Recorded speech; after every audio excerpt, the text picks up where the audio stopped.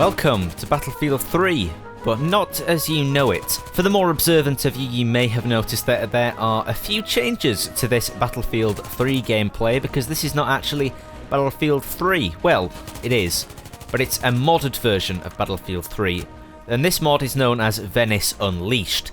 Now, this mod changes a number of things within Battlefield 3 and aims to, in the end, improve the game and make it a game that's much better than what it was when it was initially released. But first of all, I'm going to show you how to install it. So first of all, what you're going to want to have is you need to have Battlefield 3 Premium Edition or Limited Edition. You need to have all the DLC, because Venice Unleashed uses maps from the DLC and weapons from the DLC. So you need to have Battlefield 3 Limited Edition with the DLC installed. I have it up here, and I already have Venice Unleashed installed. But I'm going to show you how to go through this process. So first of all, what you're going to want to do is open up a new Google Chrome tab. Mine's opened up over here. And then you're going to want to go to Venice Unleashed, if I can type properly, Venice Unleashed website. There'll be a link in the description if you can't find it. Go to Downloads and download the zip archive to the desktop. Save it right there. Minimize that. I'll find it here. Once it's finished downloading, it's going to tell you that Chrome has blocked it because it's a virus. This isn't a virus, it's because some of the files are a certain type of file, and therefore it's detected by antivirus. It says it here. It's not a virus. It's perfectly fine. You want to go to your downloads, recover malicious file, recover anyway. That's all good. Minimize that and go to the zip file. Okay, and then you're going to come and find these two folders and two files right here. Now this is Venice Unleashed. This is the modded files. So then you're going to want to find where Battlefield 3 is installed. Mine's on my hard drive because I don't play it that much. So you want to find this data structure where you have the installer, the core files, the data files, Punkbuster, Battlefield 3 exe, all of these files. So your storage device, Origin Games, Battlefield 3. This is where you want to be looking at. And then all you have to do is copy these two folders and two files, copy them in here, and you're good to go. You're off to the races. You just launch it from vu.exe. You can go send to desktop to create a desktop shortcut. It'll make one just there. I'm going to delete it because I've already got one. And there you go. That's Venice Unleashed installed. Now, if we launch Venice Unleashed, then you're going to get this screen right here. It's going to tell you to log in. Now, you have to create an emulator Nexus account.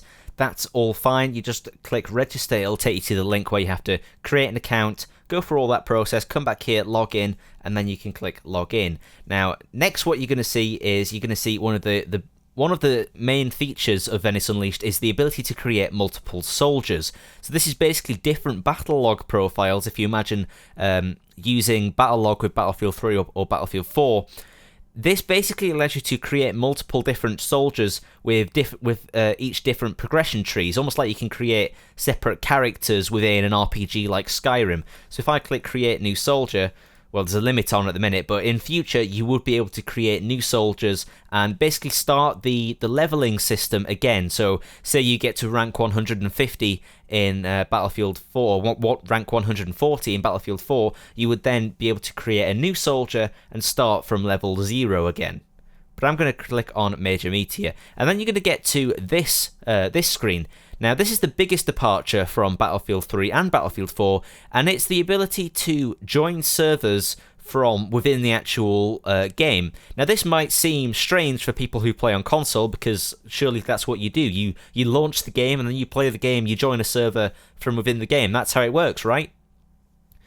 Well, that would seem normal, and that's how most other games do it, but if you're a PC player, you'll know the struggle of having to go through Battlelog in whatever internet browser you use to join a server. Now in here, it just does it straight from the program. So if you go to servers, you get a list of all the servers that you can join. There's not many people on at the minute. In fact, I highly recommend you go and play this, because we need some help filling up the servers to do testing and whatever, but there's a list of all the servers that you can join, and there's also a matchmaking feature that's going to be coming, and you can, in the future, you'll be able to launch the campaign and all that stuff. You also got options, which is also coming in a future update. So this is very, very early beta. This is an open beta, so it's free, but it's beta. It's not finally finished. So if you want to come and give us a hand testing it, make sure you hop in on them servers and playing it. Great. So now we know how to install it and how it all works. So what is actually different in Venice Unleashed compared to Battlefield 3? Well, the first thing you're going to notice is the graphics.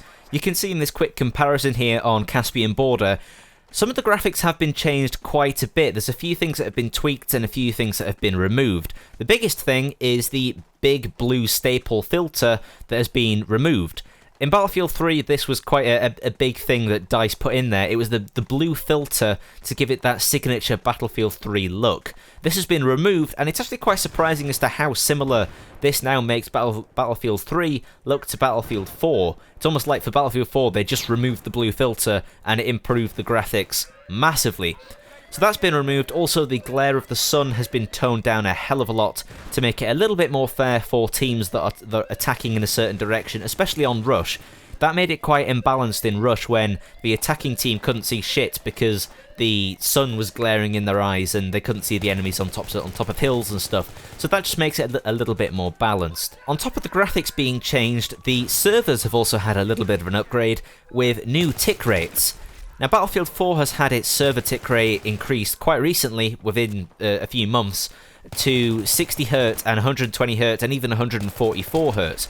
Now, this means that the server is updating more frequently, so there's going to be less rubber banding, less being killed around corners, and less discrepancies with servers and netcode and whatever. It's all very IT and complicated, but basically, the higher the server refresh rate, the better the performing server, and the less discrepancies you're going to get in terms of being killed around corners and stuff like that. There's probably a better description of it on the internet somewhere, but I'm not giving you that today. And so the third new thing is modding. Now, this is a mod in itself, so it's kind of a mod within a mod inception. But this mod allows people the basis to mod Battlefield 3 a lot more easily, with less obstruction than what the DICE servers would give, if that makes sense. So this mod allows people to implement mods on their own servers and do whatever. And now the only one that I can see at the minute is the Magnum Fade skin. They've taken the Fade skin from Counter-Strike Global Offensive and just put it on the Magnum, and it makes it look pretty snazzy. But that's just one thing that mods could do with Venice Unleashed. Of course, there's way more ambitious things that could be done, like creating their own maps or creating new animations or whatever. Think of something like something that's been done for Skyrim. That, like, even a single player mod could be made using implemented using Venice Unleashed. So the limits are endless when it comes to modding, and Venice Unleashed just is the basis for what mods can be. And the final big feature that I'm going to highlight in this video is Spectator Mode. Competitive Battlefield is not as big as what something like Counter-Strike is, where Counter-Strike gets a few million views on Twitch and in the GOTV every time there's a competitive match on. But it's still a big thing, and it's something that I think a lot of people would like to see grow to be bigger.